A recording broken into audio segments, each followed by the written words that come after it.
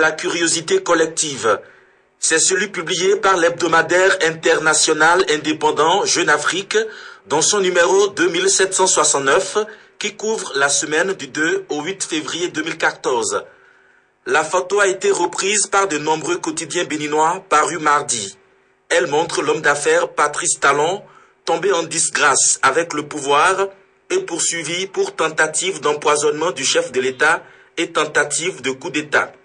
Il est entouré de 4 autres personnes, dont 3 sont facilement identifiables comme des visages bien connus dans les milieux politiques béninois. Il s'agit au fait des députés à l'Assemblée nationale, dont certains sont réputés opposants radicaux en raison de leur prise de position antigouvernementale et du rejet systématique de toute action ou initiative émanant de l'exécutif. Cette image, qui a fait le tour des réseaux sociaux, ne retient pas l'attention par hasard.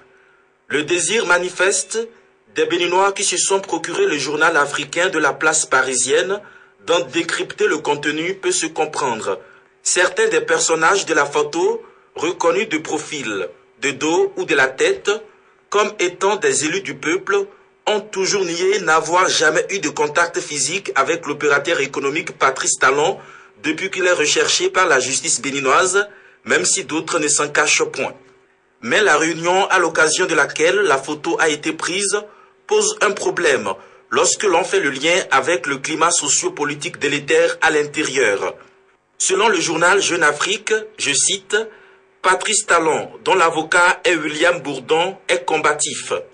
À preuve, il a très discrètement reçu au Sofitel Arc de Triomphe à Paris le 24 décembre pour une réunion de travail une demi-douzaine de députés béninois. » Fin de citation. Des politiciens béninois sont ainsi en contact permanent ou périodique avec l'ennemi public numéro 1 du pouvoir. Si chaque Béninois est libre de se faire ami avec qui il veut, il est important que de toutes les amitiés jaillissent de bonnes idées et de bonnes intentions pour le pays, plutôt que des complots et des plans diaboliques. Les révélations faites par le journal Jeune Afrique sur les relations